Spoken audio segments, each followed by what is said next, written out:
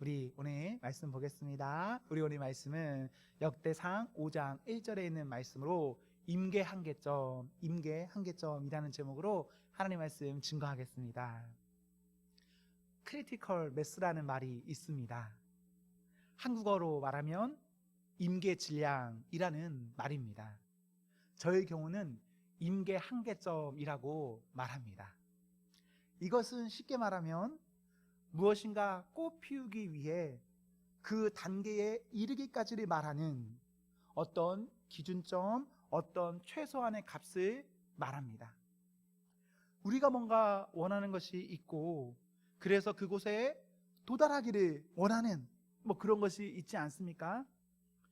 꽃 피운다, 열매 맺는다, 우리 이런 원하는 어떤 것들이 있는데 그런 뭔가를 원한다면 그렇다면 그것에 이르기까지 어떤 과정이 있어야 합니다. 그 값을 갖기 위한 과정.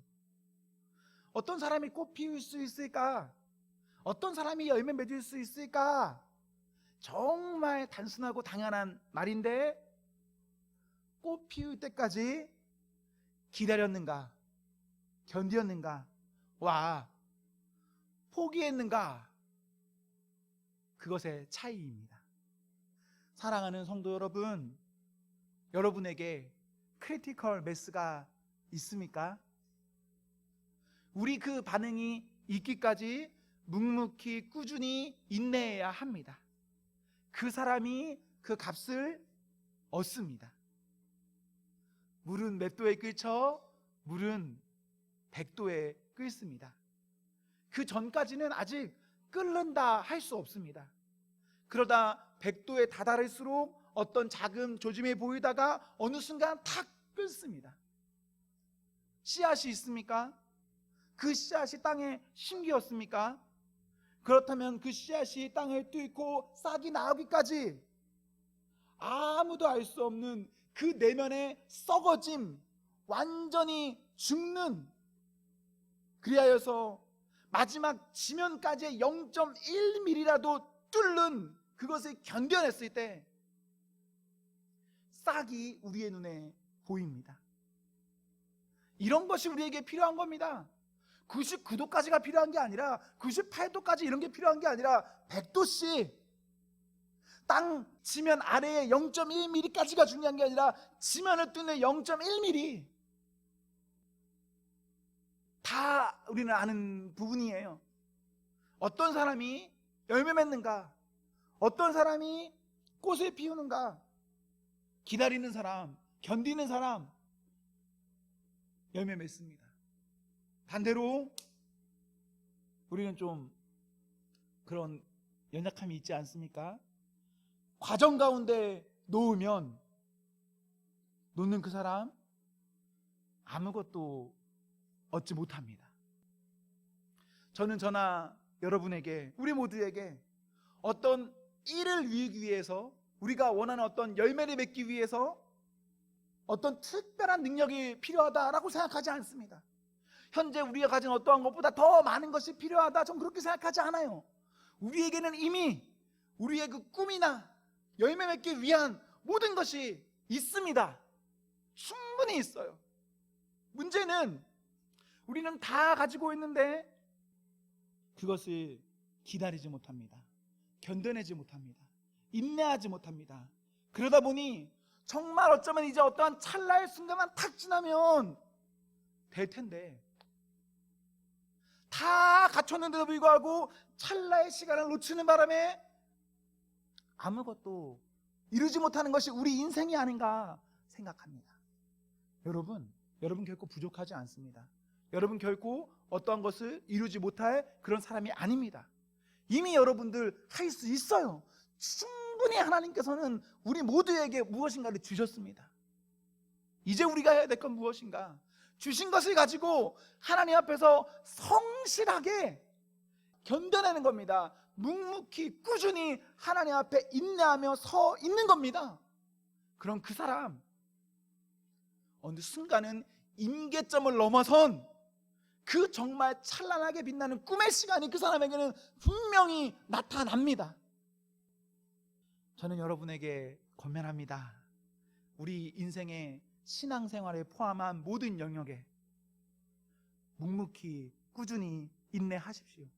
신앙생활뿐만 아니라 여러분 어떤 직업을 가지고 계시죠? 누군가와 만나고 계시죠?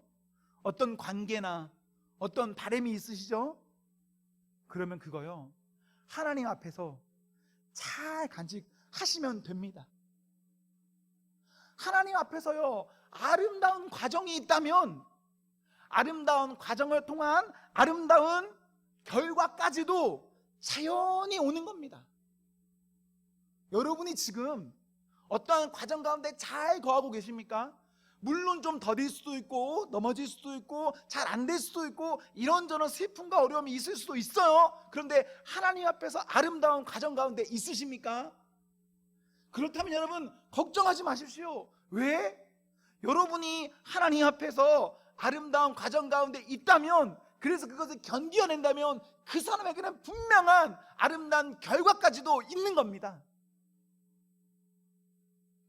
오늘 본문에 보시면 그렇게 인기 있는 본문이 아닐 겁니다. 잘 보신 적 없으시죠? 이 본문 별로 이 본문 주목하지 않습니다.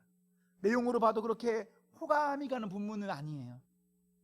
하지만 이 본문을 통해서 우리는 알 수 있습니다. 태어날 때부터 선천적으로 아주 우월한 위치에 있더라도 크리티컬 매스가 없으면 뭐다? 아무것도 아니다. 선천적인 것과 후천적인 것이 있습니다. 이 둘이 모두 좋다면 최고죠. 너무 좋죠. 그러나 우리는 그 모든 것들이 다 완벽하기는 쉽지 않아요.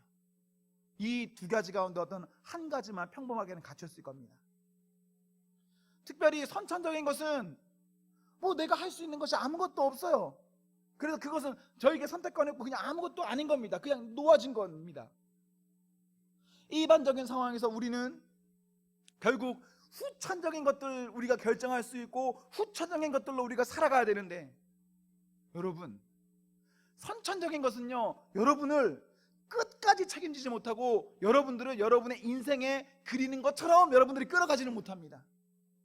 하지만 우리가 선천적인 것이 아무리 조금 뒤떨어졌다고 해도 우리에게 후천적인 아름다움이 있다면, 후천적인 아름다움은 선천적인 것이 아무리 뒤떨어져도 그건 모든 거 다 끌고 앞으로 나가게 합니다. 후천적인 것이 여러분이 결정지어요. 그런 점에서 여러분 부족한 사람입니까? 다른 사람과 비교되는, 건드리기 어려운 어떤 선천적인 것이 여러분에게 있나요? 괜찮습니다. 여러분에게 말도 안 되는 상황과 선천적인 것들을 막 쏟아부어 줬다 하더라도 여러분에게 하나님 앞에서 후천성의 아름다움만 있다면 여러분 인생 사는 건 얼마든지 잘 살아갈 수 있습니다. 문제는 포기하는 겁니다. 선천적인 것 없다? 포기. 후천적인 것으로 나를 이끌어가야 되는데 하다 어느 순간 포기. 그러면 그게 그 모든 것들이 우리가 되지 않았을 때 그냥 문제가 되는 거예요. 우리 하나님 앞에서 그냥 묵묵히 꾸준히 인내하는 어떤 견딤의 아름다운 시간이 필요합니다. 끓는 시간, 열매 맺는 시간, 내 꿈이 보여지는 그 시간을 위한 어떤 과정의 그 단계가 분명히 우리에게 필요합니다.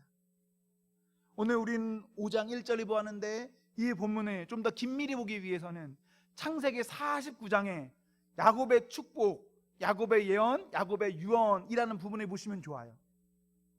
오늘 본문은 창세기 49장에서 야곱이 죽기 전에 자기 아들인 르우벤에게 한 말입니다. 창세기 49장에서 야곱은 12아들에 대해서 예언을 하는데, 여기에 보면 어떤 아들은 축복을 받고 어떤 아들은 저주를 받습니다. 르우벤의 경우는 첫째 아들이기 때문에 당연히 첫째 아들이 받아야 될 복이 있습니다. 첫째 아들은 어떤 복을 받을까요? 모든 아들들보다 2배의 재산을 받습니다. 장자니까. 그리고 첫째 아들은 어떤 복이 있나? 집안의 모든 일을 대표할 수 있는 대표성이 갖습니다. 르우벤은 2배의 재산과 대표성을 가질 수밖에 없는 선천적인 어떤 뛰어남이 있는 존재입니다. 그런데 르우벤이 복을 충분히 받아야 될 사람인데, 우리가 오늘 이 본문을 통해서도 알 수 있지만 이 사람 저주받습니다. 창세기 49장 3절, 이 사람 진짜 뛰어난 사람이다, 탁월한 사람이다 말을 하지만 4절에 보시면 그 사람이 어떤 사람인가? 물의 끓음 같은 사람이다라고 말합니다.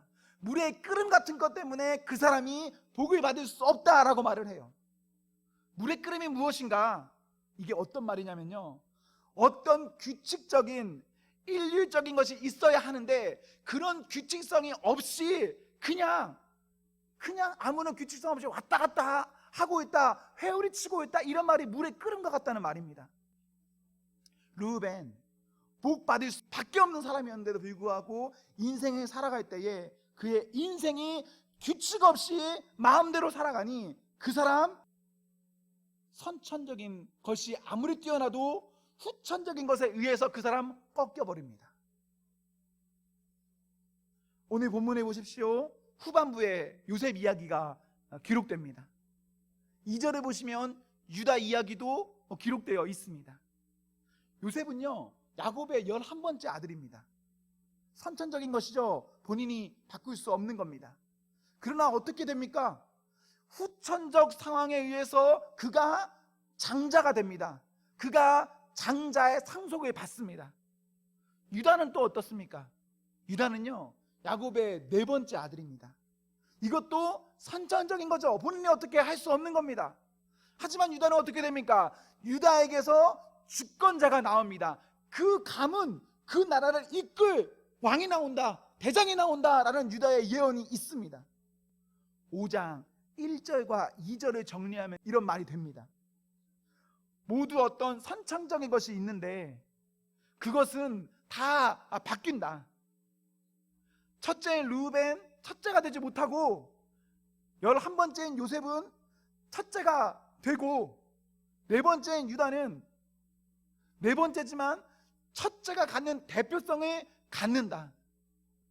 이렇게 보면 우리가 하나님 앞에서 그냥 지금 자신의 선천적인 어떤 것을 가지고 원망하거나 그것 때문에 좌절할 필요가 없어요. 왜냐하면 내가 하나님 앞에 올바르만 서 있으면 그 사람 될 거거든요. 말이 안 되지만 11째가 첫째가 되고 넷째가 모든 것을 대표하는 건 말이 안 되지만 그 사람이 하나님 앞에다 잘 서 있으면 그렇게 해 주시거든요. 그런 면에서 여러분, 지금을 잘 살아가셔야 합니다. 도대체 르우벤, 그 사람이 무엇을 했길래 이렇게 됐나? 장자인데 어떻게 하다가 아버지에게 저주받는 인생이 됐나? 혹시 아십니까? 오늘 본문에 보시면 이런 기록이 있죠. 그의 아버지의 침상을 더럽혔다 라는 말이에요. 이 말은 창세기 35장 22절에 보시면 됩니다. 여기 보시면 르우벤이 아버지의 첩 비라와 동침했다라고 기록하고 있어요. 아버지의 첩과 잠자리를 했기 때문에 이 사람이 저주받아서 장자인데도 불구하고 장자가 받은 모든 것에서 탈락했다라는 것이 오늘 본문이에요. 우리가 이렇게까지 딱 들으면요, 르우벤 복받지 못해만 하네, 장자가 안 될만 하네, 이런 생각을 하죠. 아버지의 여자를 아들로서 건드렸으니까 뭐 저주받는 거에 대해서 여러분 특별히 뭐 이의를 제기하진 않을 거예요. 이 정도는 우리가 그냥 도덕적으로 다 아는 부분이니까요. 그런데 이게 그렇게 가볍게 생각하고 넘기만한 일인가? 우리는 그런 인생과 먼 거리에 있는 사람인가? 저는 그렇게 생각하지 않습니다. 우리가 얼마든지, 내가 얼마든지 르우벤 같은 사람이다 라고 생각을 해요. 왜 그런가? 현실적으로요, 르우벤이 아버지의 첩, 아버지의 여자를 건드리는 것 현실적으로는 가능해요. 우리의 이성으로는 나쁜 놈이다 라는 이성을 가질 수는 있지만 현실적으로는 아버지의 첩을 건드리는 거 얼마든지 그렇게 할 수 있어요. 왜 그러냐면요, 창세기 29장을 보시면 르우벤의 아버지가 야곱입니다. 야곱이 결혼을 해요. 결혼하는데 이때 야곱이 2명의 여자와 결혼하거든요. 2명의 여자와 결혼했을 때 본인 의지로 결혼할까요? 의지가 아닌 걸로 결혼할까요? 본인 의지가 아닌 걸로 결혼해요. 속아서 어쩔 수 없이 결혼합니다. 그렇게 어쩔 수 없이 두 명의 여자, 두 명의 아내예요. 첩이 아니라 두 명의 아내와 결혼을 하는데, 그 과정에서 이제 두 번째 부인인 라헬이라는 여자가 임신을 하지 못해. 그래서 어떤 방법을 쓰냐면, 라헬이라는 둘째 부인이 자기의 몸종을 야곱에게 줍니다. 그래서 무엇을 하게 하냐? 아들 생산, 후손을 이으라고 그렇게 줘버려요. 그래서 그의 아버지는, 그의 첩이 있긴 하지만, 그리고 그와 잠자리를 한 것도 맞긴 맞지만, 이 여자가 나의 의지에 의해서 그렇게 했다, 그리고 내가 사랑해서 그렇게 했다, 이게 아니거든요. 그냥 여자들의 어떤 질투에 의해서 어쩔 수 없이 그렇게 살아간 것 뿐이거든요. 그래서 아들의 입장에서는 이 여자는 아버지의 첩이긴 하지만 아버지와 큰 연관이 없어요. 그리고요, 창세기 30장 3절에 보시면 르우벤이요, 빌하라는 첩이랑 동침을 하거든요. 그런데 빌하가 누구의 몸종이냐면 라헬의 몸종이라고 해요. 둘째 아내의 몸종이 빌하입니다. 근데 르우벤은 누구의 아들일까요? 르우벤은요, 첫째 부인인 레아의 아들이 르우벤이에요. 그렇기 때문에 만약에 내가 아버지 첩을 건드렸을 때 이 첩이 우리 엄마의 몸종의 첩이라면 좀 문제가 달라질 수 있어요. 엄마를 직접적으로 내가 건드리는 게 되니까, 이 라인에서는. 그런데 내가 지금 건드리고 있는 이 첩의 문제는 나의 엄마랑도 아무 상관없고, 나랑도 상관없고, 아버지랑도 별 상관없고, 둘째 부인과 상관 있는 그런 것이 되거든요. 그래서 이 아들이 건드리는 건 어쩌면 건드릴 수 있는 가능성도 있는 거예요. 또한 우리가 아버지의 첩을 건드렸다고 하니까 되게 아줌마를 건드렸다라고 생각할 수 있는데 그렇지가 않아요. 르우벤이 아마 이때쯤의 나이가 20, 30대는 됐을 겁니다. 아마 충분히 건장하고 성적으로 어떠한 그 충분한 힘이 있을 그 나이일 거예요. 아주 끓는 나이. 그런데 이 여자분, 성경에 이 여자분의 나이가 없어요. 언제 태어났다, 어때 죽는다, 뭐 몇 살이고 전혀 나이가 없어서 추측할 수밖에 없지만, 제가 추측하기로 이 여자 르우벤보다 10살 미만의 여자일 겁니다. 르우벤보다 물론 나이는 많지만, 연상이지만 10살 미만의 차이 나는 여자일 거예요. 그래서 큰 차이가 되지 않아요. 그래서 나와 비슷한 연령의 어떤 여자가 있고 아버지의 사랑을 받지 않고 나랑 직접적인 연관이 없는데, 나에게는 어떤 욕구가 있고 이 여자도 나를 봤을 때 어떤 마음이 있다라고 했을 때 그 여자랑 잠자지 못할까요? 그 여자랑 결혼하지 못할까요? 그 여자랑 내가 어떤 관계를 맺으면서 그 다음을 이어가는 거, 이거 불가능한 일일까요? 충분히 그럴 수 있습니다. 좀 다른 말로 말할까요? 여러분이 가진 어떤 욕구가 있죠. 꼭 성적인 욕구 말고 다른 욕구, 하고 싶은 무엇인가가 있죠. 그런데 그것이 꼭 도덕적으로 옳기만 합니까? 아니죠. 때로는 내가 원하는 욕구, 도덕적으로나 내 지인과의 관계를 놓고 보거나 그거 내가 딱 까놓고 말했을 때 지탄받을 만한 것도 있죠. 그러면서 나는 원하죠. 왜?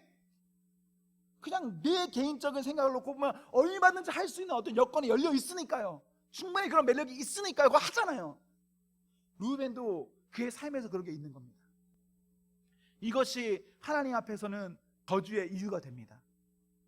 르우벤이 본인의 어떤 욕구, 원하는 거 참을 수만 있었다면, 좀 견딜 수만 했다면, 좀 정상적인 방법으로 다른 방식으로 그것을 풀어갔다면 하나님 앞에 장자로서 축복을 받을 수밖에 없습니다. 이건 선천적인 것이니까.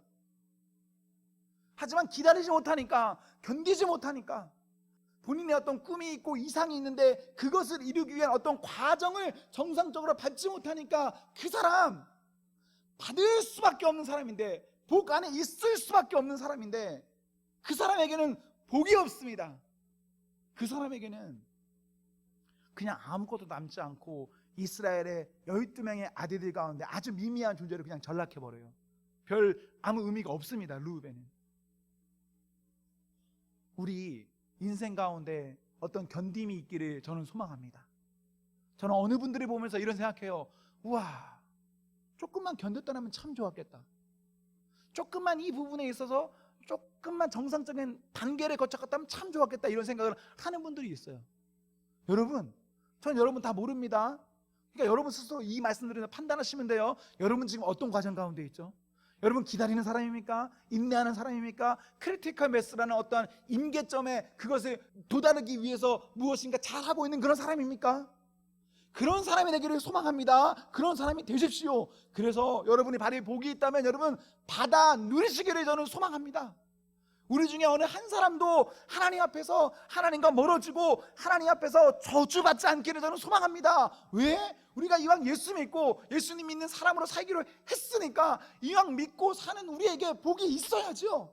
잘 살아야죠. 잘 돼야죠. 저는 그것을 믿습니다, 여러분. 그런 점에서 여러분 하나님 앞에서 한 걸음 한 걸음 잘 나아가십시오. 물론 여러분에게요 크리티컬 매스를 위해서 기다리십시오, 인내하십시오 라고 했을 때 이 말이 안개 같을 수 있습니다. 이 말이 허공에 주먹을 휘두르는 어떤 말처럼 들릴 수도 있습니다. 저도 그 말 이해해요. 저도 여러분과 똑같은 인생을 살아가니까요. 그런데 여러분, 내가 내 내면에 내 생각과 마음을 가지고 살아가는 것은 안개와 같지 않습니까? 내가 어떤 사람의 말이 듣고 살아가는 것은 안개와 같지 않습니까? 내가 어떤 지금은 유행하는 어떤 이론이 있는데 그 이론에 붙잡고 살아가는 것은 안개와 같지 않습니까? 결국 우리는 다 안개와 같이 사는 겁니다. 내 생각과 소신대로 살아가도 안개로 살아가는 거고, 누군가 유명한 사람의 말을 따라가도 안개로 살아가는 거고, 어떤 유명한 이론이 있어도 그것을 따라가도 우리는 안개로 살아가는 거예요, 결국은. 그렇다면 저는 여러분이 이런 선택하셨으면 좋겠어요. 모든 안개 가운데 나는 하나님 택하겠다. 하나님 주시는 말씀이 나에게 지금 안개와 같이 비춰질 수 있지만 나는 그 안개 잡고 가겠다. 안개는요, 안개이기 때문에 이렇게 섰을 때 그 끝이 보이지 않습니다. 당연하겠죠? 가려져 있잖아요. 하지만 안개가 있을 때도 그 안개가 있을 때 믿음 가지고 한 걸음 한 걸음 한 걸음 나아가다 보면 결국은 그 믿음 때문에 본인이 가진 어떤 랩 때문에 그 끝에 이르렀을 때는 그것을 봅니다. 우리 모두가 인생의 어떤 안개와 같을 때 하나님 말씀이 나에게 안개처럼 다가오더라도 내가 다 깨닫지 못하고 내가 무척 답답하고 내가 물론 다 느끼지 못하는 어떤 것이 있다 하더라도 그때 한 걸음 한 걸음씩 잘 나아가십시오. 그러면 우리 그 끝에서 결국은 끓음을, 열매를, 싹을 얼마든지 봅니다. 혹시 이런 말 들어보셨습니까? 나의 기분이 나의 태도가 되지 않게 해라. 여러분, 여러분의 기분 따라 여러분의 태도와 여러분의 삶을 결정하는 사람 아닙니까? 나의 상황 따라 나의 태도가 결정되고 있지는 않습니까? 생각해 볼 필요가 있어요. 우리 하나님 앞에서요, 나의 가진 무엇을 가지고 나의 태도가 되게 해서는 안 됩니다. 내가 가진 것 혹은 누군가 가진 것 이것을 기준으로 나의 태도와 나의 인생으로 살아가지 마시고 하나님, 그 하나님께서 우리에게 말씀하시는 이 말씀 가운데 본인이 매일매일 말씀을 읽으면서 들으면서 그 말씀 가운데 본인의 인생의 방향을 잡아 가십시오. 그렇다면 그 사람 안 될 수가 있겠습니까? 선천적으로 여러분이 아무리 뛰어나도 후천적으로 여러분이 엉망진창이면 그 사람 엉망진창으로 끝납니다. 확실해요. 하지만 여러분이 정말 못났어도 나의 선천적인 거 정말 형편없어도 내가 진짜 바보 멍청이라고 해도 여러분의 후천성이 하나님 앞에 있고 묵묵히 꾸준히 인내하기만 하면 여러분 충분히 갑니다. 충분히 됩니다. 그것을 이루세요. 우리 중에 어느 한 사람도 나는 불행하기를, 나는 안 되기를, 나는 저주받기를 그런 거 원하는 사람 없을 겁니다. 다 본인이 원하시는 어떠한 것들 있으시죠? 그것을 위해서 여러분 나의 인생을 내 마음에 끓는 대로 살아가시면 안 됩니다. 나의 인생을 내 기준 가운데 마음대로 살아가시면 안 됩니다. 하나님 앞에 그냥 묵묵히 꾸준히 인내하며 견뎌내셔야 됩니다. 그 견딤이 있어야 그 사람이 결국은 크리티컬 매스에 이르는 거예요. 어려운 부분입니다. 쉽지 않은 부분입니다. 그래서 기도가 필요한 부분이기도 합니다. 기도하십시오. 말씀 보십시오. 또 하나님께서 매일매일 우리를 어떻게 이끌어 가시는지를 매일매일 하나님 앞에서 계속 테스트하십시오. 그때 우리 하나님 우리를 그저 버려두시지 않습니다. 우리의 인생 가운데 하나님으로 인해서 채워지고 충만한 복이 있기를 기원합니다. 아멘. 우리 같이 기도합시다.